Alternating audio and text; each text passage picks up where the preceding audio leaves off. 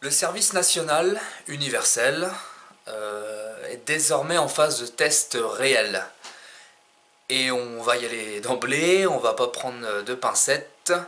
Il est clair qu'on a aujourd'hui affaire, en pleine période de fascisation, fascisation avancée du pouvoir, que dénoncent le PRCF et les JRCF depuis plusieurs années maintenant. Il est clair qu'on a affaire à une ressucée des chantiers de la jeunesse française du régime de Vichy. Pourquoi une telle comparaison? Quelques petits points rapides, très rapides pour l'expliquer, qui, si vous connaissez déjà ce qu'étaient les chantiers de la jeunesse française, cela devrait vous sauter aux yeux. Si ce n'est pas le cas, je vous invite à aller le faire, à vous intéresser à ce qu'étaient les chantiers de la jeunesse française. Premier point, le substitut au service véritablement militaire. Bon, ça fait plusieurs années, tout le monde le sait, qu'il n'y a plus de service militaire en France, depuis Jacques Chirac. Et effectivement, il y a une période de plusieurs années, plus ou moins longue, donc sans service militaire. Et aujourd'hui, on a ce substitut, voilà, qui apparaît. Et cela n'est pas sans rappeler donc ce qui s'est passé, en faisant évidemment attention à toutes les comparaisons, mais c'est pas sans rappeler ce qui s'est passé après la défaite de la France en 1940, quand les Allemands ont demandé et ont fait en sorte que le service national n'ait plus lieu d'être en France, et notamment dans ce qu'on a appelé la zone libre, entre guillemets libre. Et donc pour combler cette interdiction du service militaire, le régime de Vichy a mis en place ces chantiers de la jeunesse française. Deuxième point, l'encadrement de la jeunesse, notamment sur le plan idéologique, comme on va le voir un peu plus tard. Troisième point, l'accomplissement de travaux d'intérêt généraux par cette jeunesse. On va le voir aussi un peu plus loin. Et tout ça est fait dans une ambiance plus ou moins militaire. Ce qui en soi ne serait pas un problème dans une république où les rênes de l'armée seraient entre les mains du peuple, et non dans celle des monopoles capitalistes par le biais d'un État qui leur est absolument dévolu. Et où d'ailleurs l'armée serait elle-même composée, du peuple, dans toutes ses structures et dans toute sa hiérarchie. Et surtout, il s'agit par ce SNU d'inculquer des valeurs.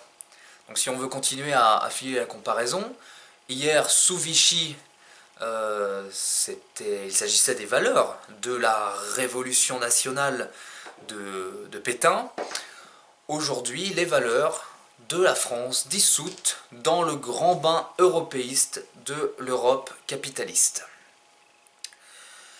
Comme il est dit dans les brochurettes de présentation de ce service national universel, l'un des premiers buts est de transmettre un socle républicain.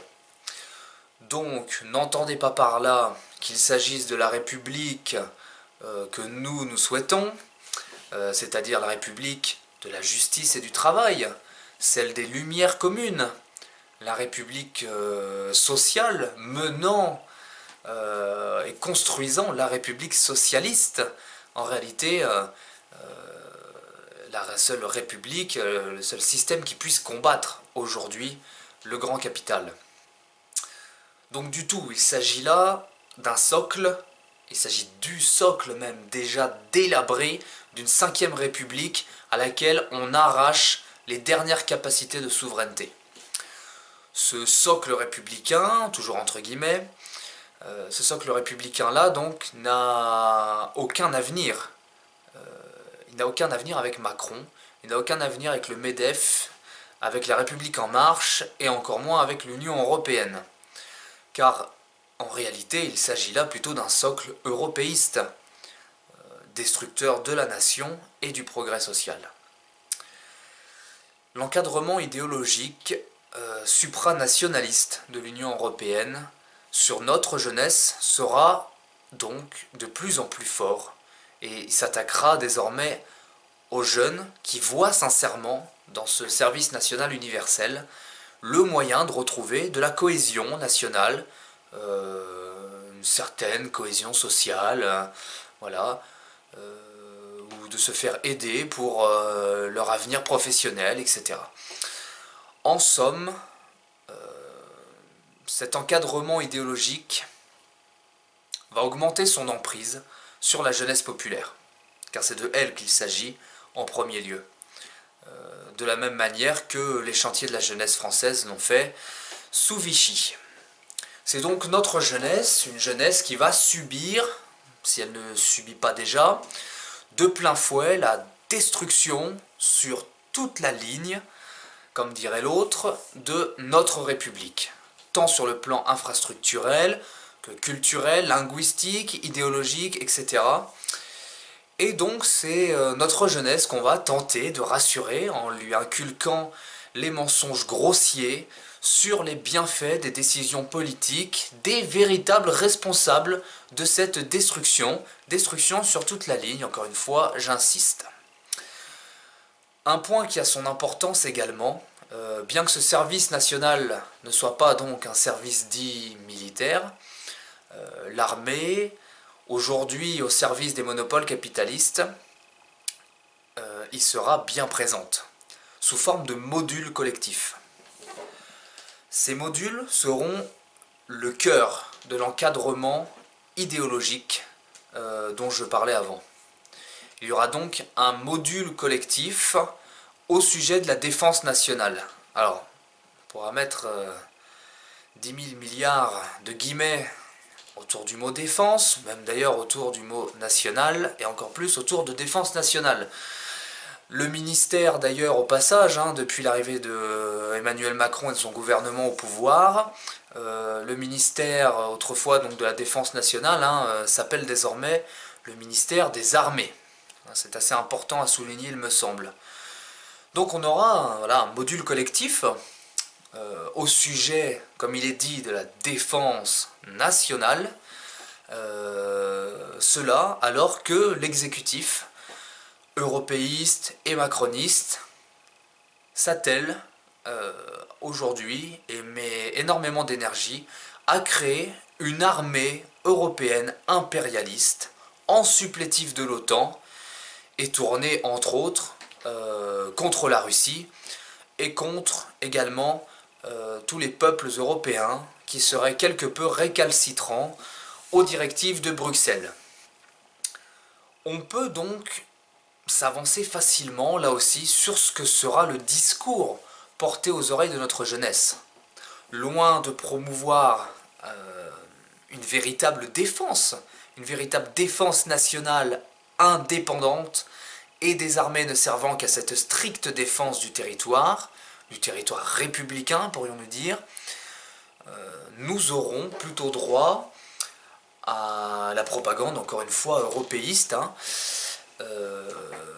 sur la nécessité de coordonner les armées nationales en Europe, notamment contre le péril russe, ces fameuses hordes asiatiques venant de l'Est. Je mets beaucoup de guillemets à tout ça, vous connaissez toutes ces expressions venues du Troisième Reich, et là les comparaisons ne sont pas inutiles, et donc cette propagande, j'en reviens effectivement sur la nécessité, voilà, petit à petit on va nous faire le couplet de la nécessité donc de coordonner les armées nationales en Europe pour évidemment petit à petit les fusionner complètement dans cette défense européenne.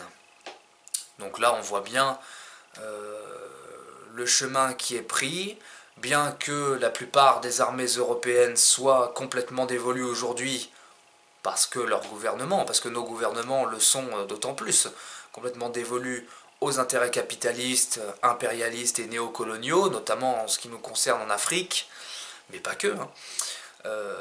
On voit le chemin qu'on prend, c'est celui du désarmement national, du désarmement des nations, sous l'égide d'une Union européenne, largement contrôlé, hein, oui, on peut dire contrôlé économiquement, et donc, in fine, de plus en plus militairement, par une Union européenne, donc contrôlée de plus en plus par l'Allemagne. Ça, c'est important de le souligner également. Ce qui est en train de se passer, c'est effectivement que, pour ce qui nous concerne en France, nous qui sommes d'une puissance armée nucléairement, nous prenons le chemin de donner, pour faire très court, le bouton rouge de notre arme nucléaire, de notre force de frappe nucléaire, à un pays, à un autre pays, en l'occurrence l'Allemagne, sous prétexte, hein, toujours, effectivement, de défense européenne face à des périls beaucoup plus grands. On pense à la Russie, hein, j'évoquais la Russie, mais on pense évidemment aussi à la Chine. Ça, c'est dans le discours. Pour en revenir, donc, de plus, l'armée cherchant constamment à recruter, on peut facilement l'imaginer se positionner en bonne place dans le déroulement, dans le processus du service national universel. De la même manière, pour d'autres métiers mis en avant durant ce SNU, des métiers, on pense notamment aux pompiers ou à un certain nombre de corps de métiers qui seront proposés à notre jeunesse participant au SNU pour des travaux d'intérêt généraux.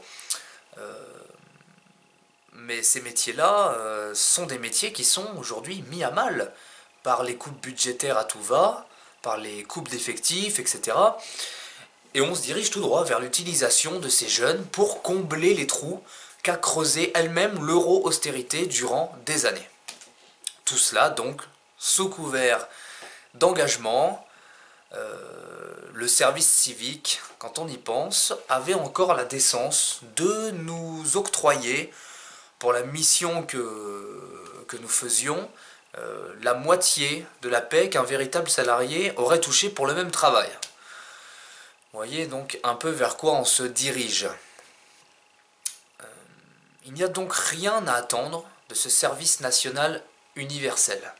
Et nous appelons la jeunesse française, et particulièrement la jeunesse populaire, légitimement motivée par son besoin de recréer du lien social, de se mobiliser sur certaines valeurs comme la démocratie, la citoyenneté ou encore la solidarité. Solidarité d'ailleurs mise à mal par la destruction par Macron et l'Union européenne du service public. Le service public, c'est le premier acteur de la solidarité dans notre pays. Donc nous appelons notre jeunesse française, et donc particulièrement la jeunesse populaire, à ne pas se laisser berner par cette parodie de service national, mais plutôt à se battre, notamment à nos côtés, aux côtés de toutes les organisations de jeunesse française progressistes et démocratiques et antifascistes qui se battent. Nous les appelons donc à se battre pour leurs droits, à un salaire décent, pour leur droit au travail, pour leur droit à des études dans de bonnes conditions et sans avoir à travailler à côté et ainsi mettre en péril le résultat et le but de leurs études. Mais également à se battre pour leur droit à leur considération et à leur formation, bien évidemment. Afin de construire un véritable service national que nous défendons, nous les JRCF, ainsi que plus globalement au PRCF. Nous défendons la construction d'un véritable service national, néanmoins un service national qui ne sera pas au service des intérêts économiques et idéologiques des capitalistes et de leur Union européenne de malheur, mais bien au service du peuple et des travailleurs, de la démocratie, de la République du travail et du progrès. Nous-mêmes les JRCF, et comme nos aînés du PRCF depuis 15 ans maintenant, nous appelons à la sortie de l'Union européenne, de l'euro et de l'OTAN, afin d'entamer la 4e sortie, celle du capitalisme. Cette logique économique qui aujourd'hui détruit les travailleurs, les peuples et évidemment la terre. Hein, c'est un sujet central aujourd'hui, on en entend beaucoup parler, et à juste titre. Et donc, quatrième sortie pour voilà, sortir du capitalisme et ainsi construire le socialisme pour notre pays, afin de donner au peuple travailleur sa véritable indépendance pour se faire nation et prendre lui-même ses intérêts en main. Si vous aussi, vous vous retrouvez dans notre combat, alors nous ne pouvons que, et je ne peux que vous inciter à rejoindre, à nous rejoindre, à adhérer au pôle de Renaissance communiste en France. Si vous êtes un jeune de moins de 30 ans, au-delà de 30 ans on est toujours jeune, si vous avez moins de 30 ans, vous pourrez rejoindre donc également les jeunes pour la Renaissance communiste en France et militer aux côtés de nos jeunes militants. Et évidemment, je ne peux que vous inciter également et vous inviter à visiter quotidiennement notre site initiativecommuniste.fr et vous y abonner notamment au journal papier du même nom, Initiative Communiste. Vous pouvez vous y abonner par le biais du site ou auprès de n'importe quel militant du PRCF. Je vous remercie pour le visionnage, pour l'écoute et à très bientôt pour une nouvelle vidéo.